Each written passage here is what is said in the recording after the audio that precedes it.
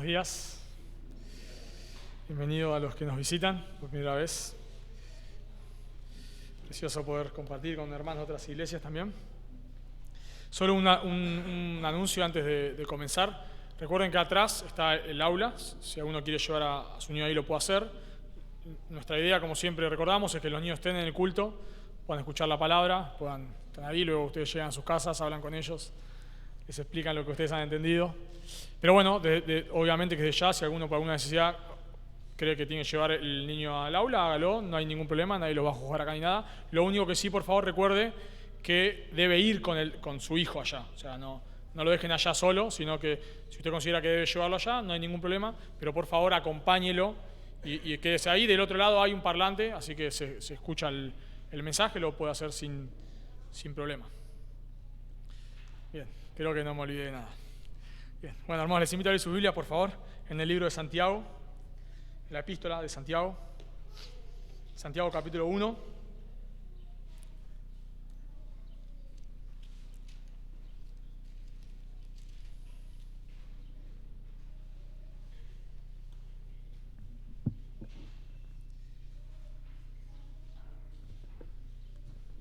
Santiago capítulo 1, vamos a estar estudiando el versículo 9 al versículo 11, Santiago capítulo 1, versículos 9 al 11. Leemos y luego oramos. Dice la palabra de Dios: el hermano que es de humilde condición, gloríese en su exaltación, pero el que es rico en su humillación, porque él pasará como la flor de la hierba, porque cuando sale el sol con calor abrasador, la hierba se seca, su flor se cae y perece su hermosa apariencia. Así también se marchitará el rico en todas sus empresas. Oramos. Señor, venimos a ti en este momento, rogándote por tu ayuda, rogándote, Dios, por la iluminación de tu Espíritu, que tú nos estés ayudando, por favor, a comprender tu palabra. Queremos, como lo decimos cada domingo, queremos tomarnos este tiempo como un tiempo de adoración. Queremos, Señor, pedirte que tú nos ayudes a poder luchar con nuestras distracciones, nuestro corazón, nuestro afán, nuestros pensamientos, que podamos en este momento disciplinar nuestra mente para comprender tu palabra.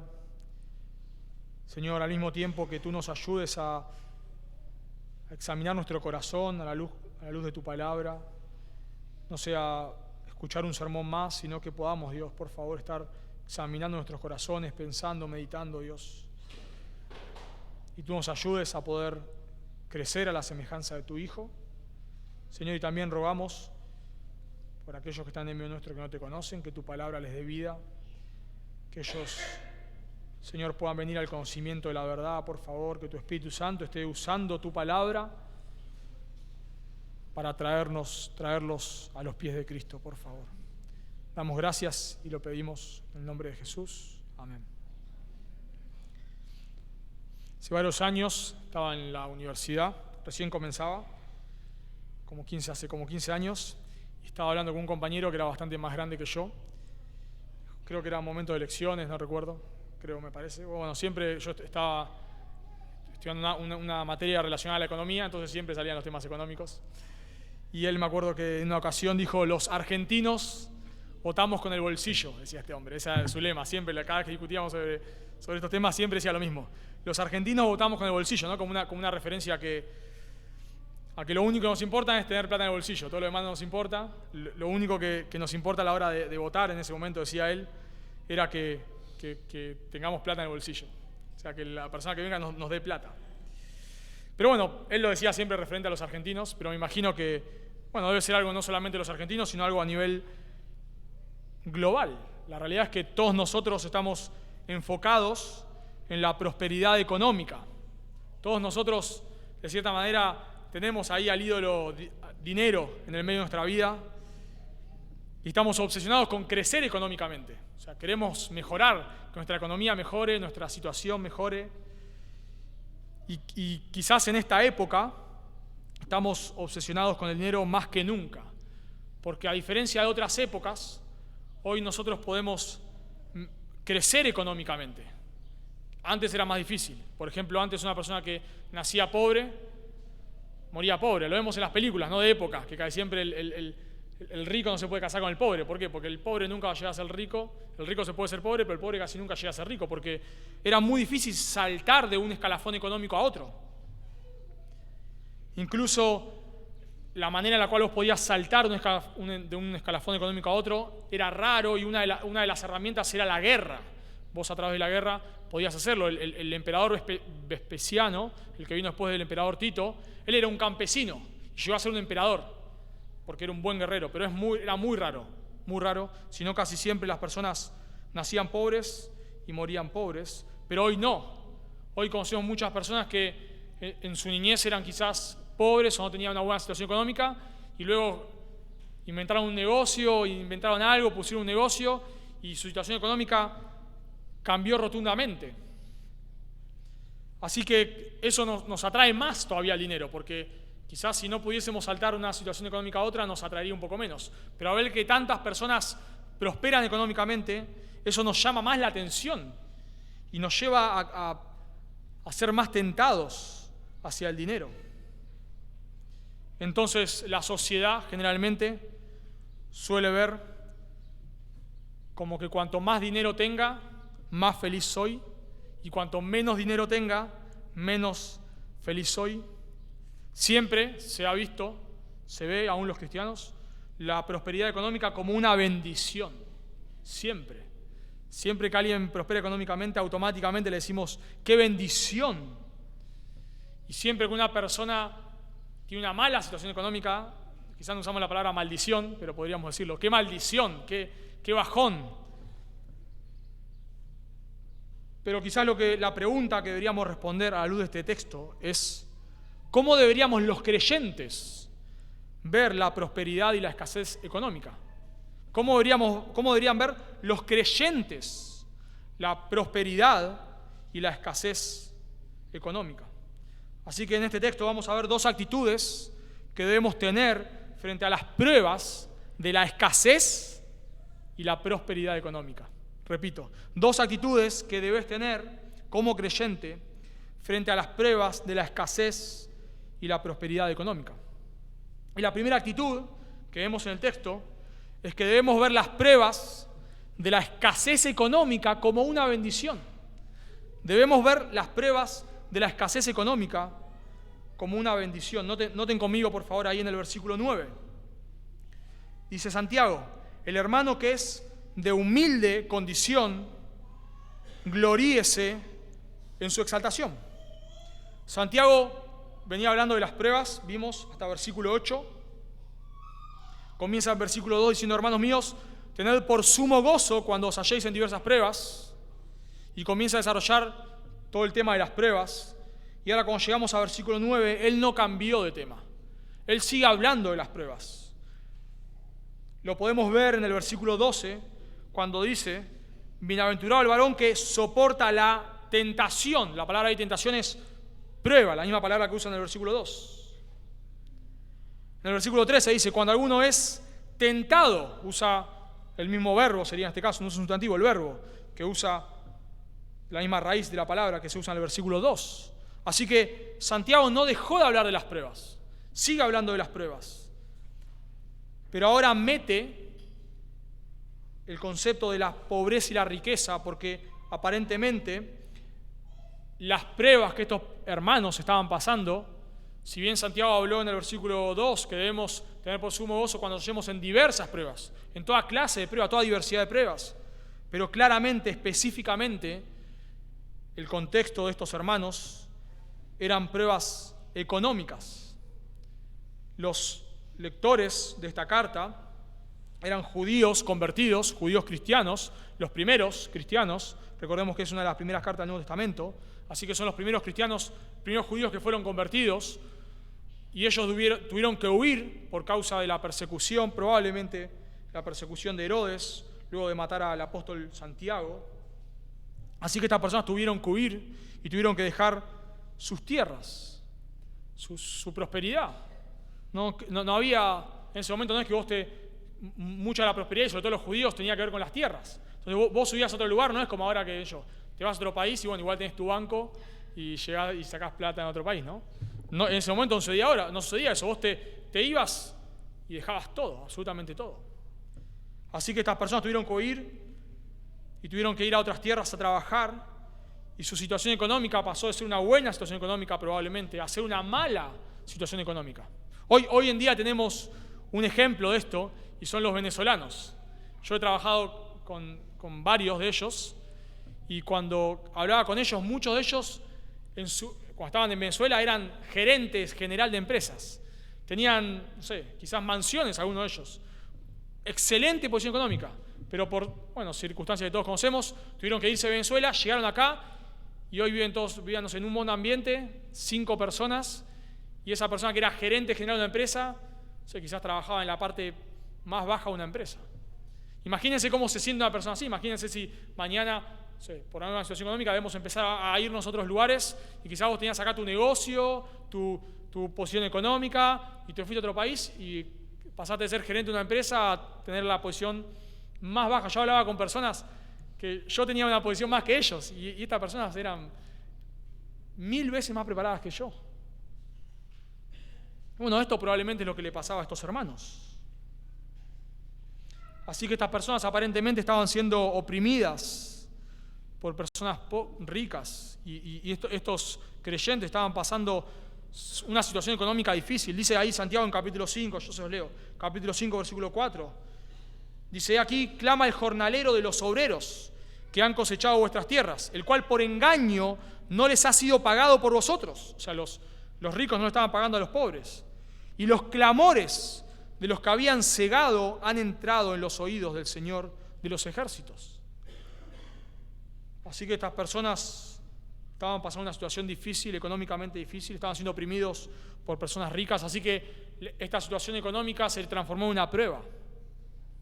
Pero no solamente estaba la prueba de la escasez económica, sino que también estaba la prueba de las riquezas económicas. En un sentido, la riqueza también se puede transformar en una prueba, también se puede transformar en un tropiezo, y ahí, no hoy no, pero en el próximo mensaje lo vamos a ver, cómo la palabra se usa para pruebas, es la misma que tentación, es la misma palabra, peirasmos, la misma palabra, pero según el contexto definimos, se trata de una prueba al pecado, o sea, una tentación al pecado, o una prueba que nos ayuda a crecer.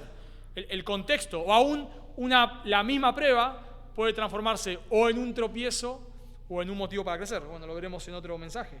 Pero claramente las riquezas también pueden ser una prueba, una tentación.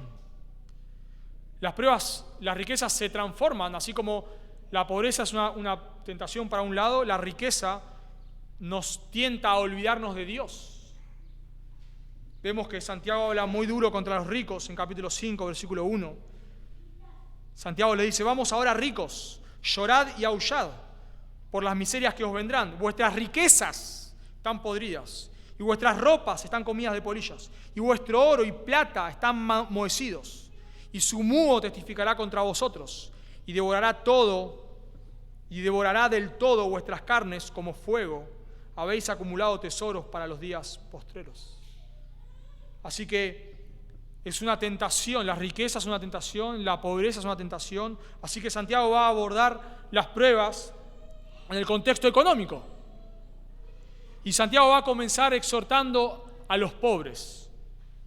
Noten conmigo ahí en el versículo 9.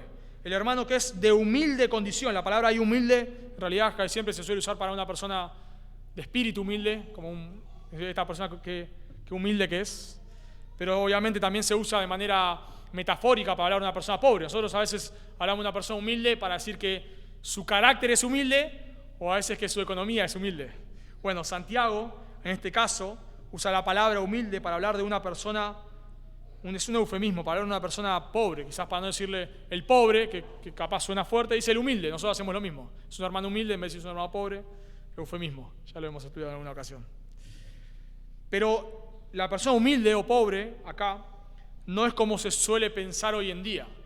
Nosotros hoy en día decimos, o alguien dice: no, mi situación económica es muy mala. este verano no me puedo ir de vacaciones. No, estoy muy mal económicamente, este año no voy a poder cambiar el auto. Solemos usar así, o sea, a eso nosotros le llamamos una situación económica difícil. No puedo, no sé, comprarme tal celular o lo que sea. Los jóvenes capaz, de manera pecaminosa, ¿no?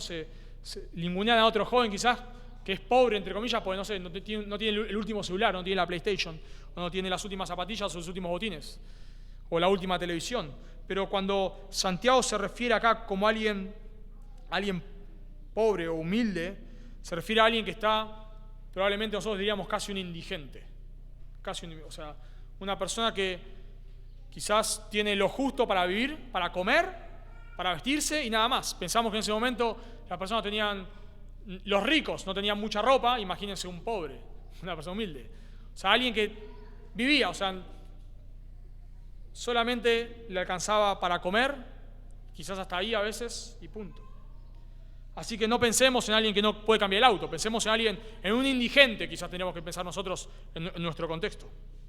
Y Santiago le da un mandamiento que es: gloríese, exáltese, enorgullezcase.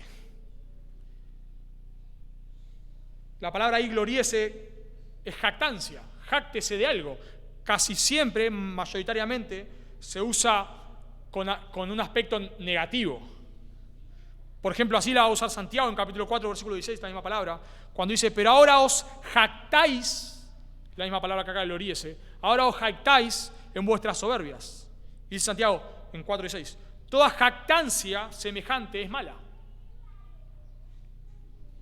O sea, claro, hay un orgullo que es malo. Por ejemplo, la Biblia dice en Efesios 2 que la salvación es por gracia, no por obras, para que nadie se gloríe. Es la misma palabra acá, para que nadie se gloríe. O sea, la salvación, nadie llega al cielo y dice: yo me lo gané acá. Yo estoy acá en el cielo porque fui un buen cristiano, fui todos los domingos a la iglesia, leí mi Biblia, ofrendé, no sé, lo que sea. Así que soy un buen cristiano, llegué al cielo porque me porté bien. Nadie llega al cielo por eso, nadie. Y aún dice: bueno, yo llegué al cielo porque creí. Bueno, pero el mismo texto dice que es un regalo de Dios la fe. Y aún el arrepentimiento es un regalo de Dios. Entonces, no tenemos mérito en la salvación para que no nos gloriemos. Nadie va a llegar al cielo y va a decir: yo fui más inteligente, yo me porté bien. Así que el orgullo es algo malo. Y aún hoy en día se ve de esa manera. Pero a veces, en ciertas ocasiones, la Escritura usa esta palabra gloríese como algo positivo. Por ejemplo, dice Pablo en Gálatas 6:14, pero lejos esté de mí gloriarme, sino en la cruz de nuestro Señor Jesucristo. O sea, hay una jactancia que es buena. Pablo dice en 1 Corintios 1:31, como está escrito, el que se gloría, la misma palabra acá, gloríese en el Señor.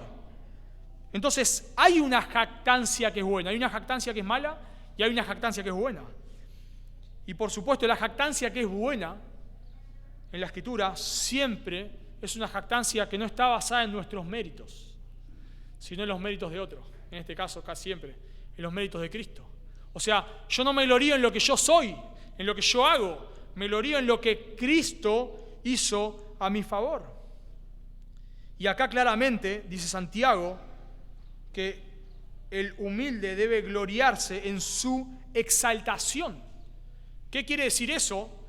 Bueno, que debe gloriarse en que Dios lo va a exaltar. O sea, Santiago lo que quiere hacer acá es levantar la mirada a estos hermanos. Ustedes deben sentirse orgullosos, le dice a los pobres, porque Dios un día los exaltará. O sea, nosotros solemos pensar de esta manera: mirá a esta persona, mirá el auto que tiene, wow. Este día venía con el auto, creo que ayer, y pasé por una calle y había aparecido una Ferrari, no era una Ferrari, era un Corvette, pero parecía una Ferrari amarilla estacionada ahí en una casa. Me llamó la atención porque no se ve mucho acá.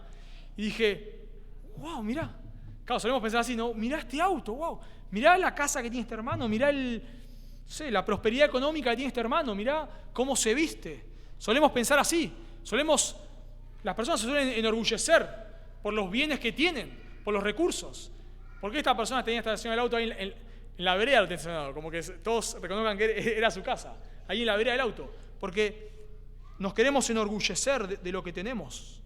Y vemos una persona, un creyente, quizás un buen cristiano, o sea, una persona piadosa, que quiere honrar al Señor, que busca al Señor, lee su palabra, sirve en la iglesia, sirve a los hermanos, predica el Evangelio, pero que va en bici a todos lados, o ni en bici, caminando.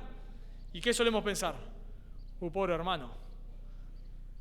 Pero Santiago dice, no, es al revés. Esto funciona al revés. Este hermano que va ahí en la bici debe enorgullecerse de que un día Dios le exaltará.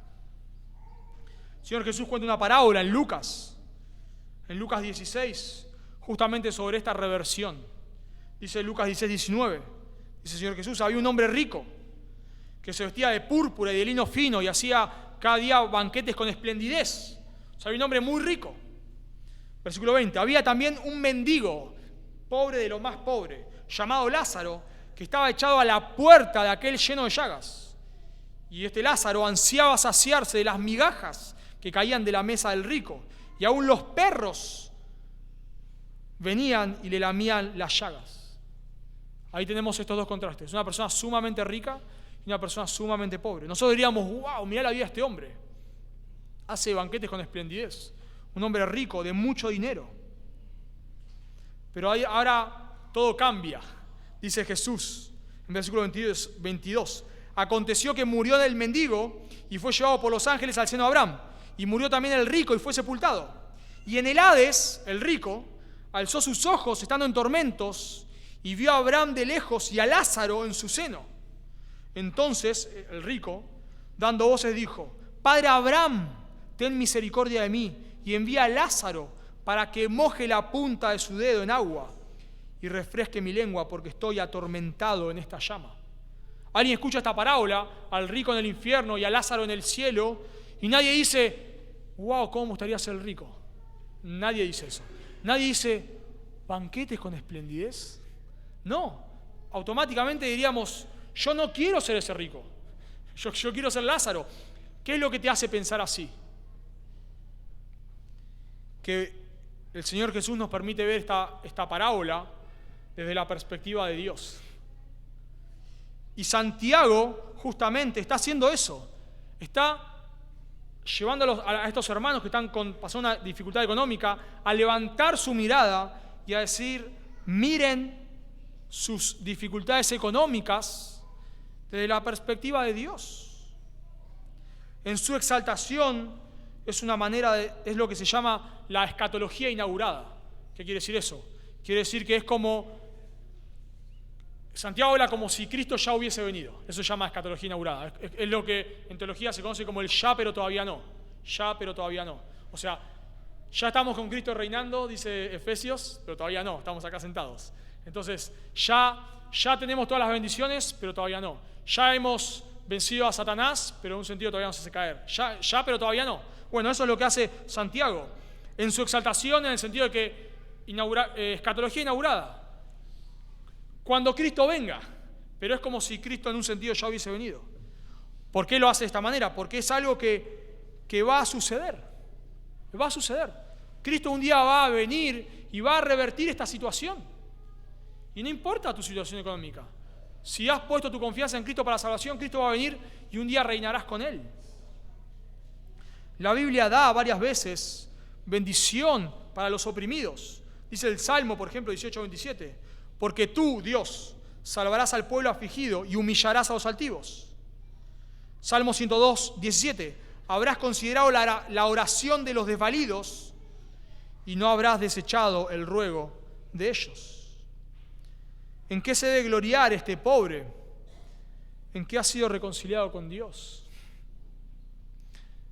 En que toda esta situación económica es pasajera. Ahora puedes tener un momento de humillación, pero un día Cristo volverá y su situación cambiará rotundamente. Para dar una ilustración, es como generalmente suele pasar mucho esto en las películas de superhéroe, donde está el niño que todos burlan en el colegio, todos se burlan, pero este niño que todos burlan es amigo del superhéroe, pero nadie lo sabe. ¿no? Y al final de la película aparece el superhéroe y todos los niños se burlaban, se quedan con la boca abierta. Bueno, en un sentido, eso es lo que va a suceder. Alguien se puede burlar de un pobre. Mirá este que viene en bici, mirá cómo se viste. No tiene ni para cambiar el celular. Todavía anda con el Nokia 1100. Mirá qué hermano pobre. Santiago dice, no. Un día Cristo va a volver. Y eso no importa. No importa las riquezas que tenga. No importa. Dios lo va a exaltar, si obviamente, si ha sido un creyente fiel, si ha puesto su confianza en Cristo. Todo creyente, en un sentido, va a ser exaltado por Dios cuando el Señor venga. Le va a decir, como leemos en Mateo 25, venid a mí ustedes, hereden el reino de mi Padre, y a los de la izquierda le diré, apartados de mí, malditos, al fuego eterno.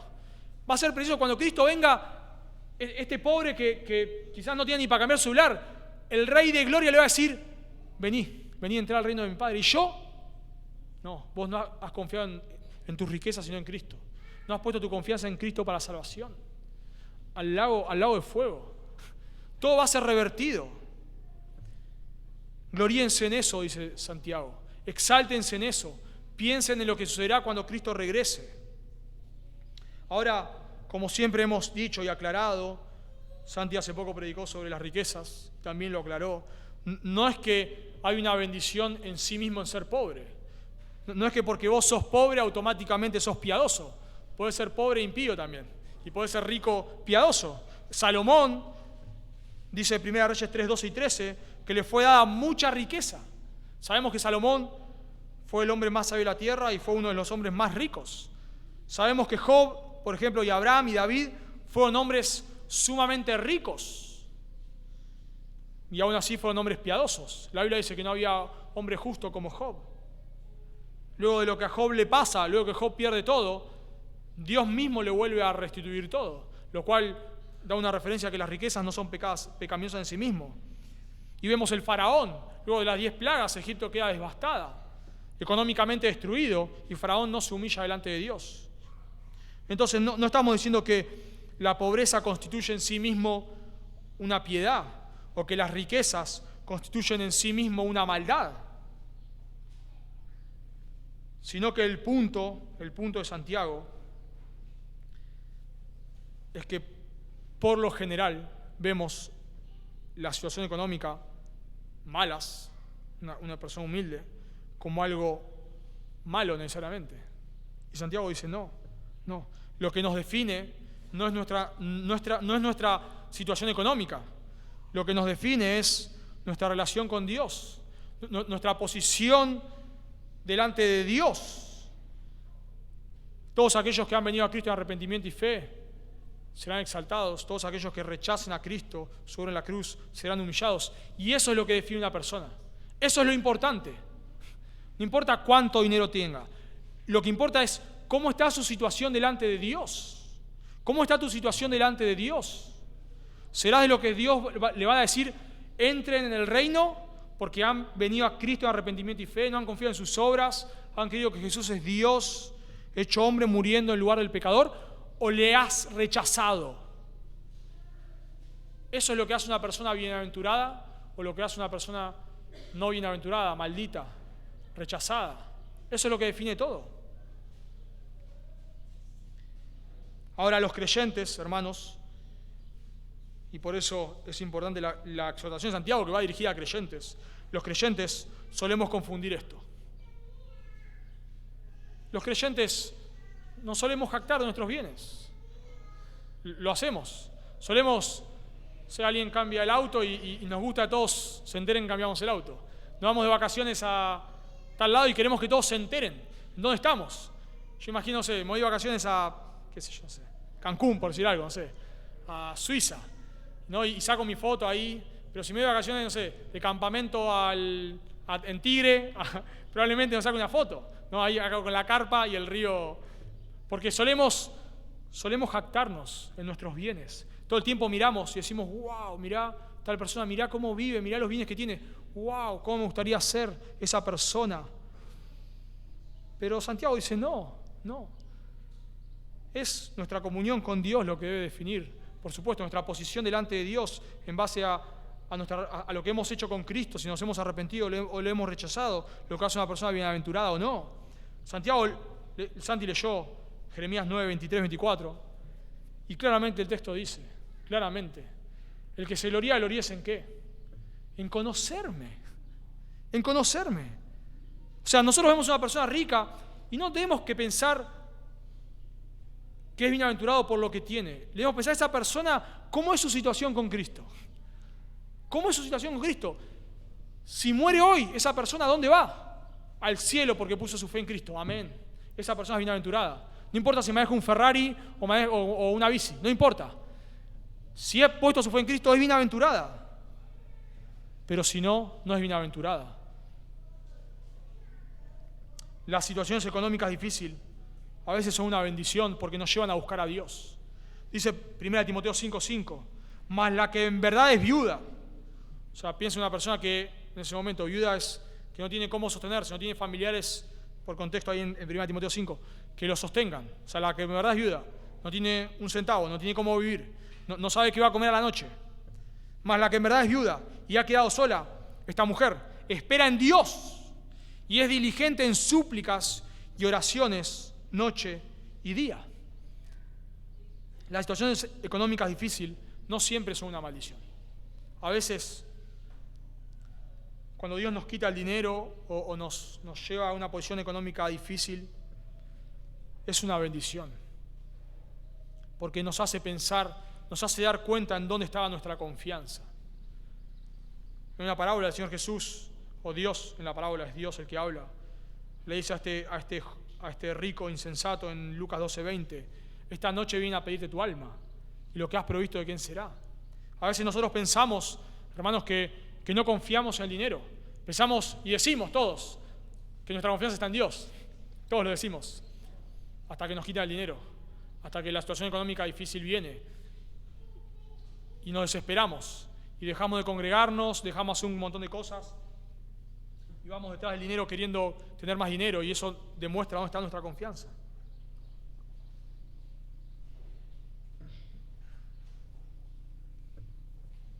Entonces, en primer lugar, debemos ver las pruebas de la escasez económica como una bendición, en un sentido, ¿no? No es que necesariamente el ser pobre es bueno, pero a veces Dios lo usa para llevarnos a Él. Dios nos usa para que podamos tener nuestra confianza no en el dinero, sino en lo que viene, en Cristo. Así que si estás pasando una situación económica difícil, recordá que lo que te define no es tu dinero, sino es tu relación con Dios, es tu posición delante de Dios. Pero la segunda actitud que debemos tener frente a las pruebas de la escasez y la prosperidad económica es que debemos ver la prueba de la prosperidad económica como un potencial peligro. Repito, debemos ver la prueba de la prosperidad económica como un potencial, no necesariamente, pero sí como un potencial peligro. Noten conmigo ahí en el versículo 10. Pero, contraste, el que es rico en su humillación, porque él pasará como la flor de la hierba. Santiago introduce acá ahora al rico. Ahora la pregunta que surge es, ¿pero este rico es creyente o inconverso? ¿Es un rico creyente o es un rico inconverso? Bueno, una posición sería que sean inconversos, porque Santiago habla muy duro de los ricos. Por ejemplo, en 2:6 dice, pero vosotros habéis afrentado al pobre, no os oprimen los ricos, y no son ellos los mismos que os arrastran a los tribunales, no blasfeman ellos, los ricos, el buen nombre que fue invocado sobre vosotros. En Santiago 1:7, Santiago 5:1 dice Santiago, vamos ahora a los ricos, llorad y aullad por las miserias que os vendrán. Entonces parece que estos ricos fuesen inconversos. O sea, Santiago está hablando de creyentes pobres e inconversos ricos. Bueno, y otro argumento más es que se podría usar es que en el versículo 9 usa un sustantivo y un adjetivo, hermano humilde. Pero acá no usa el sustantivo hermano, usa directamente humilde, un adjetivo sustantivado, o sea, rico, los ricos, ¿no? No dice el hermano rico.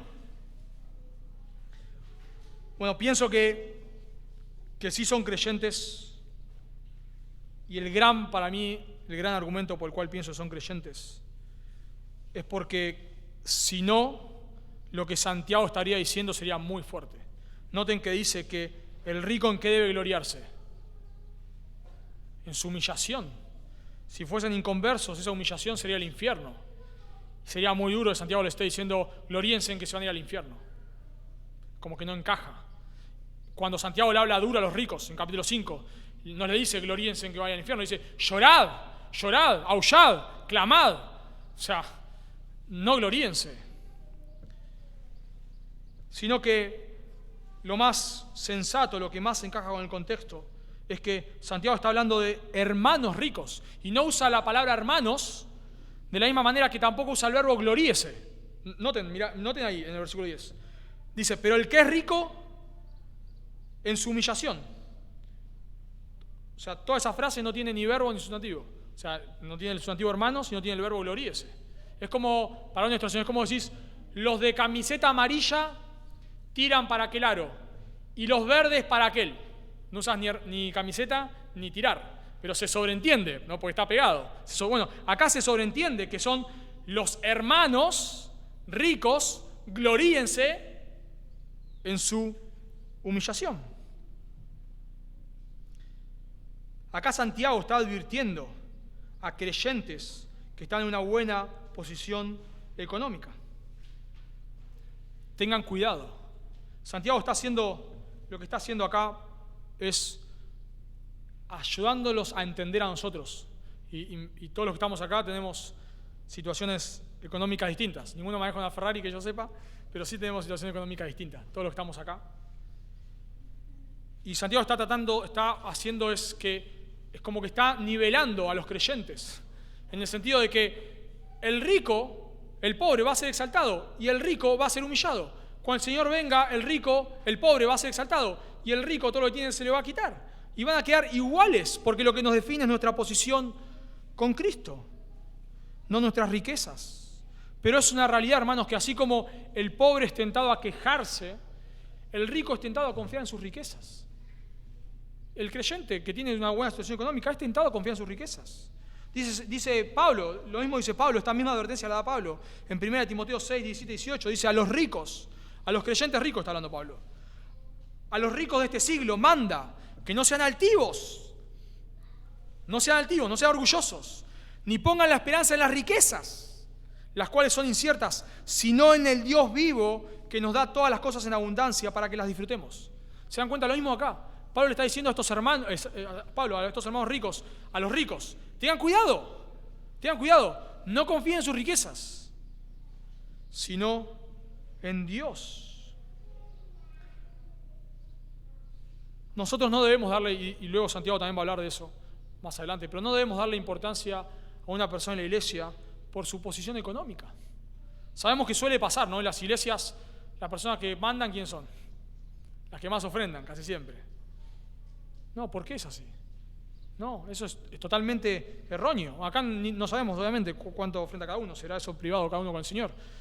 Pero no tenemos que darle prioridad a una persona por su estatus económico. Eso es totalmente incorrecto. Se pone en muchas iglesias, se les da el púlpito a las personas que son empresarios, porque los solemos ver como personas más importantes. No. Así como la pobreza tiene una tentación, la riqueza tiene otra tentación. Dice Proverbios 30, 7 y 8, donde el escritor dice a Dios que no le dé pobreza ni riqueza. Y dice, ¿por qué no que Dios no le dé riqueza? Dice, no sea que me sacie y te niegue y diga, ¿quién es Jehová?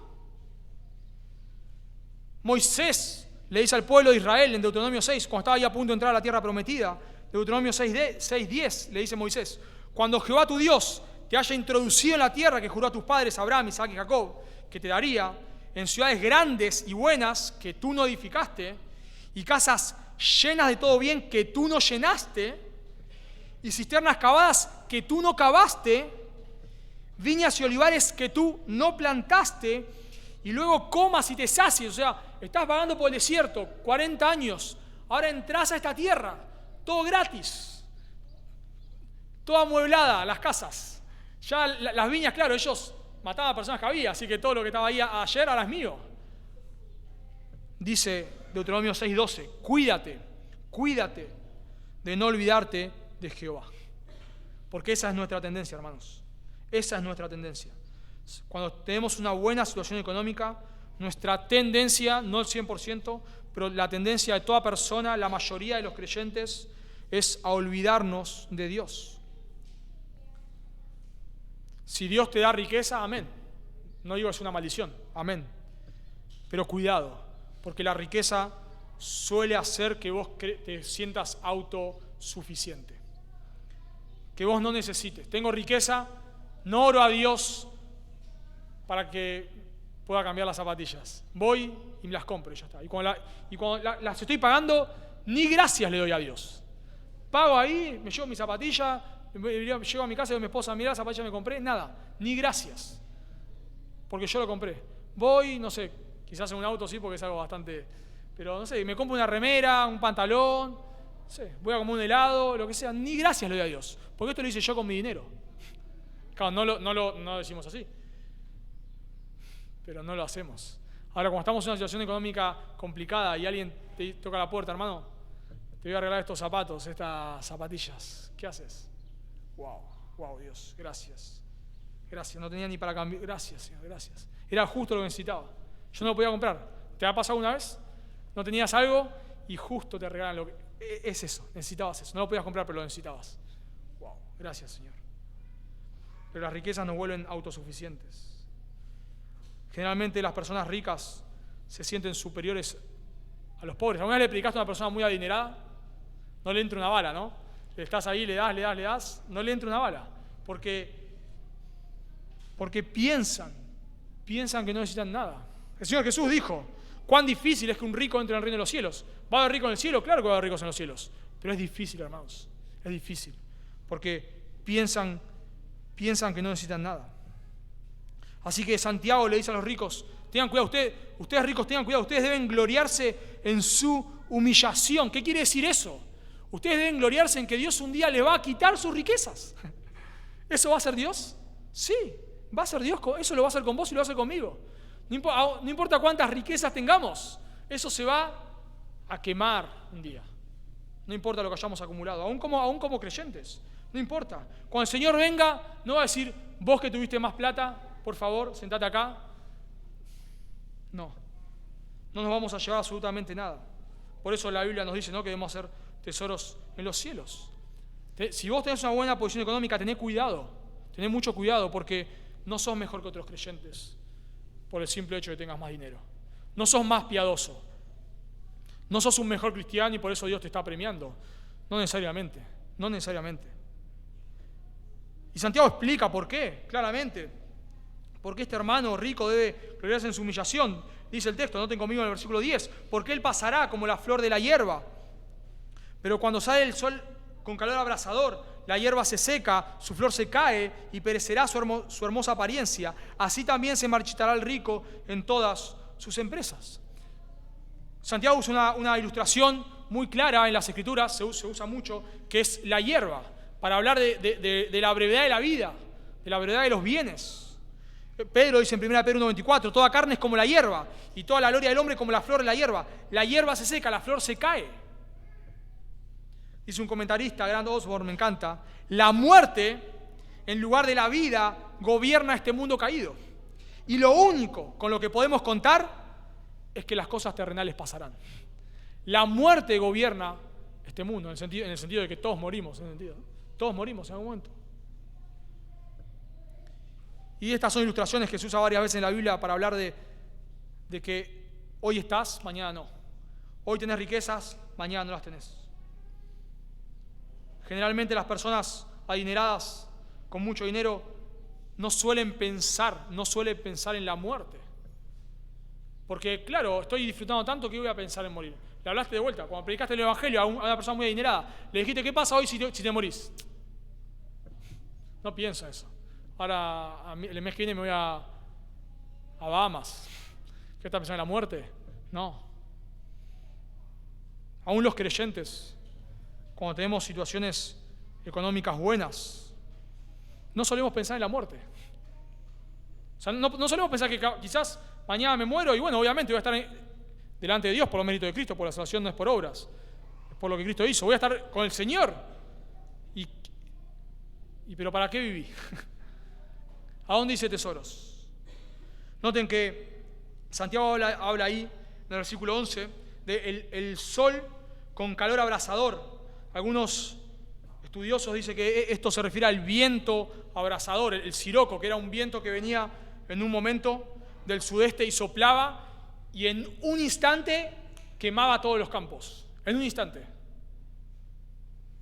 Santiago hace referencia a eso. Vos podés tener mucho dinero y en un segundo perderlo todo. Porque morís o porque Dios te lo quita todo. Sabemos lo que ha sucedido en la Gran Depresión.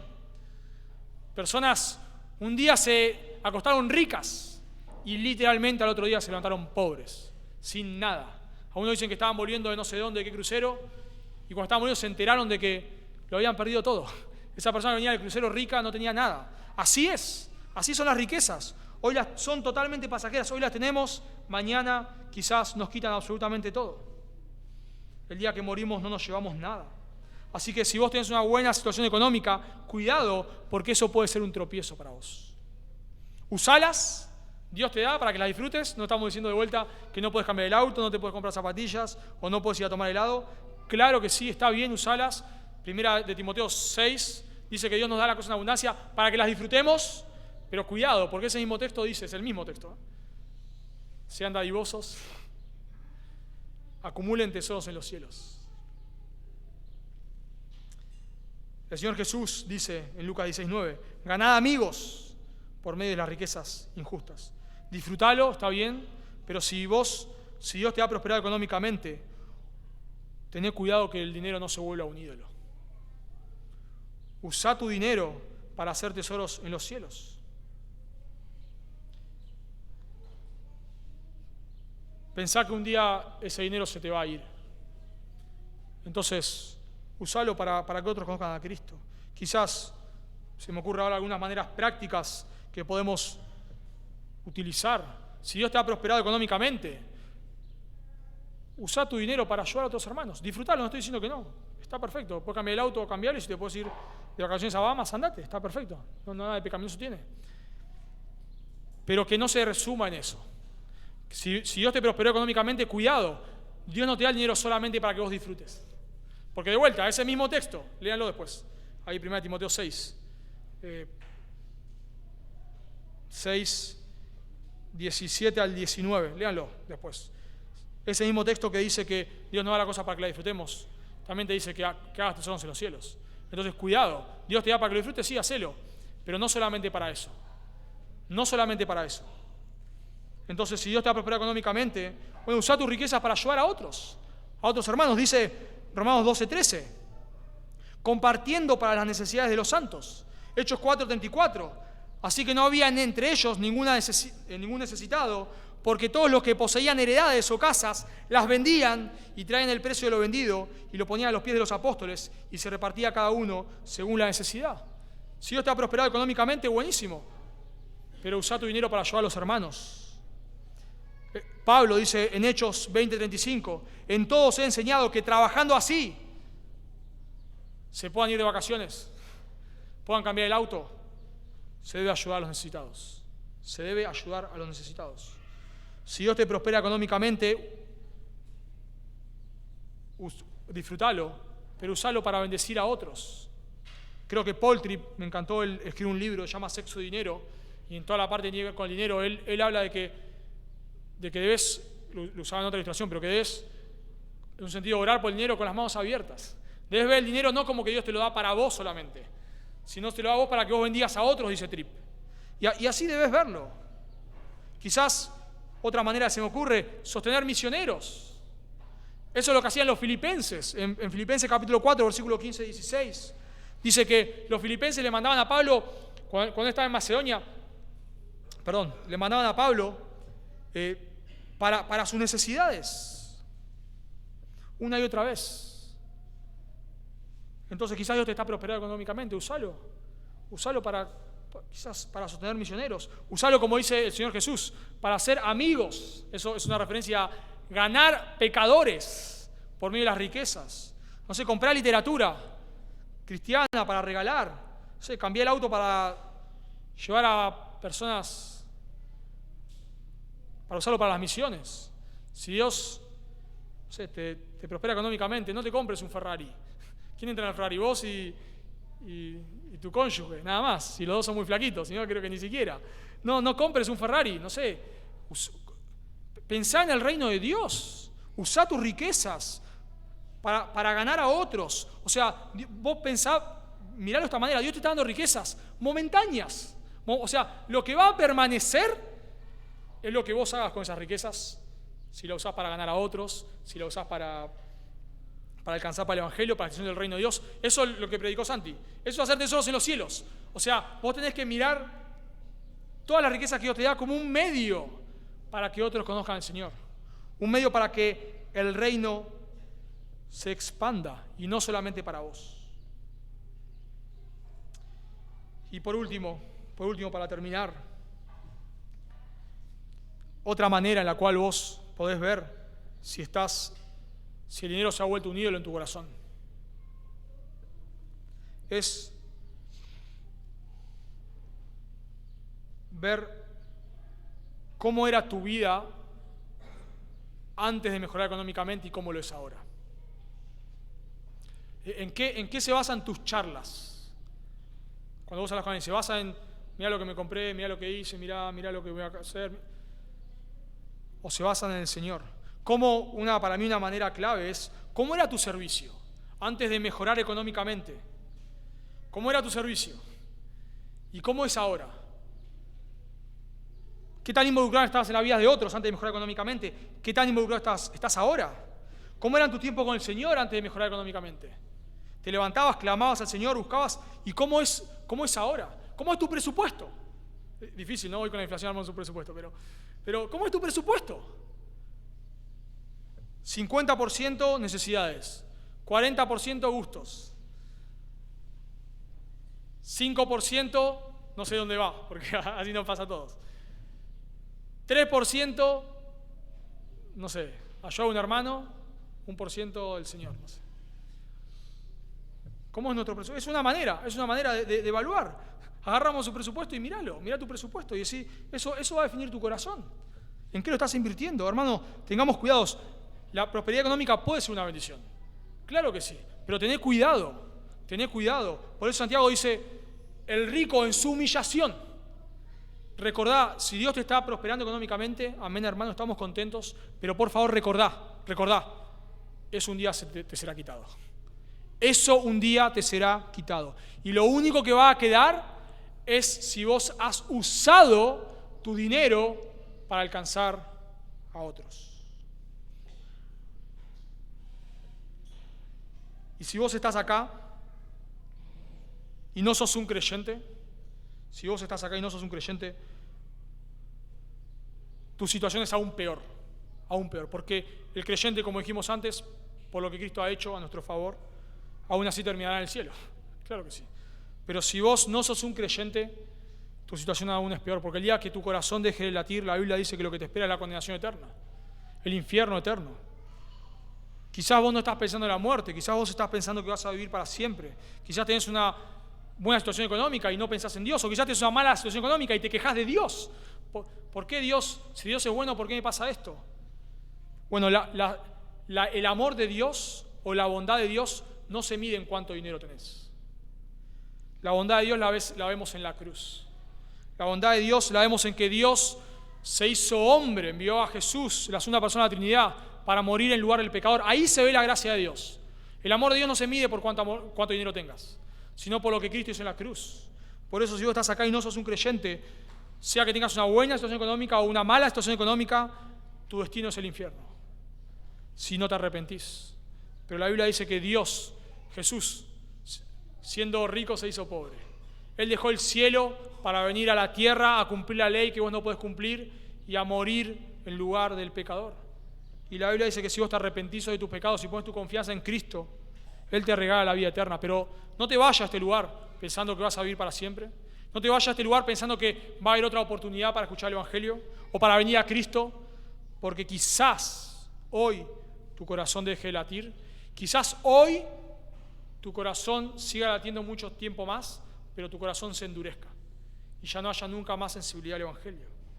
Así que si estás acá sin Cristo, te ruego que vengas a Cristo en arrepentimiento y fe, hoy mismo, ahora mismo. Oramos. Amado Señor, damos gracias por tu palabra. Queremos, Señor, rogarte por favor que tú nos ayudes. El dinero es algo con lo que luchamos, manejamos, Señor, día a día, constantemente. Necesitamos aún para subsistir. Y muchas veces se vuelve un ídolo en nuestro corazón. Te pedimos perdón, te pedimos que tú nos ayudes. Señor, a todos aquellos que han prosperado económicamente, tú les concedas de tu gracia para que puedan ver el dinero como un medio para ganar a otros, para usarlo para la extensión de tu reino. Por favor, Dios, que todos mis hermanos que están aquí quizás están pasando una buena situación económica, que recuerden que un día eso será quitado, Dios. Esas riquezas serán quitadas. Tú en ningún momento alabas a las personas por la situación económica que tienen, sino por cómo han invertido sus vidas. Por eso, por favor, ayúdales. Todos aquellos que están en situaciones económicas difíciles, te rogamos que tú les ayudes, por favor, también. Que tú les ayudes a no quejarse, Dios, y a levantar su mirada, a poner su confianza en ti, Dios. A recordar que tú un día volverás. Y lo mismo que los ricos, Señor. No importa cuánto dinero hayan tenido, lo que importa es lo que hayan hecho con sus vidas para lo eterno. Y por todos aquellos, Padre, que están aquí que no te conocen, que si hoy mueren, sean que sean ricos o pobres, van a ir al infierno por sus pecados, que tú les des fe y arrepentimiento, tú les llames, tú les atraigas, Señor, hacia ti, como lo has hecho con nosotros. Tengas misericordia de ellos, como lo has tenido de nosotros, Dios, por favor. Te lo agradecemos y pedimos en el nombre de Jesús. Amén.